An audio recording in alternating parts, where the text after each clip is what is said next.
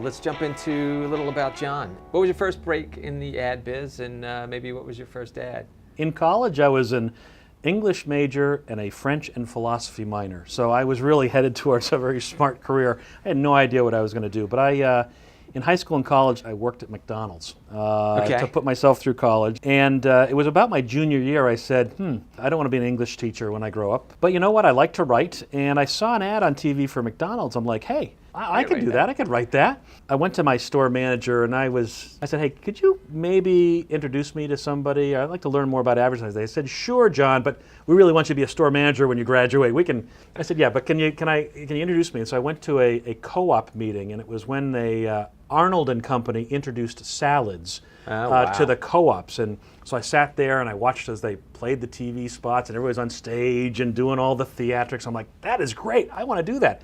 What do you want to do? Oh, I want to be a copywriter. So they set me up to, it was after my junior year, to go and meet a copywriter. Scott Ramsden, I remember the guy's name. We didn't work together for too long, but he said, so, here's something I do. And he pulled out a billboard, and it was the McDonald's M logo. Yeah. It was M-M-M-M.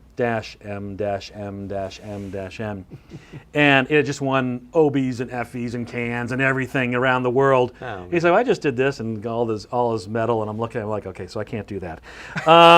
So I went over and became an account guy. I got an internship during my senior year. I'd come down on the Greyhound bus from UNH 2 days a week to Boston, and I worked in the new business group.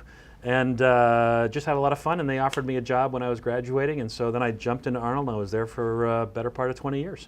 What was your favorite ad?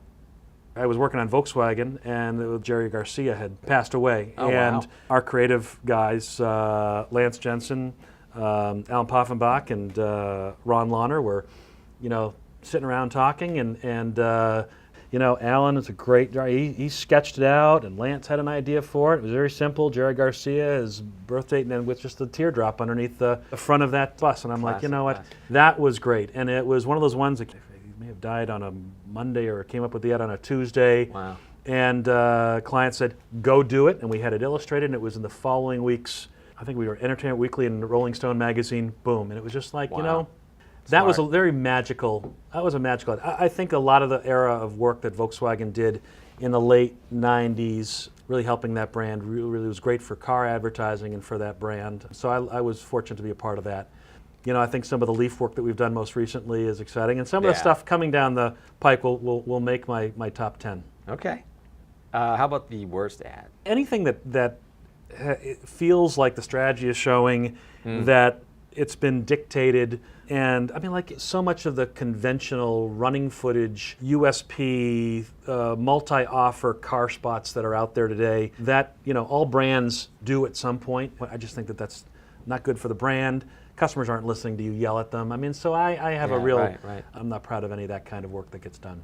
If you couldn't be an ad guy, what would you be doing? What do you think is career number 2 or the other career? And I don't think it's McDonald's manager. I probably would be an antique auctioneer. I actually grew up, my grandparents were antique dealers. I loved going to auctions. I loved the theatrical part of what they do, engaging the audience, and you're selling. You're selling, yeah.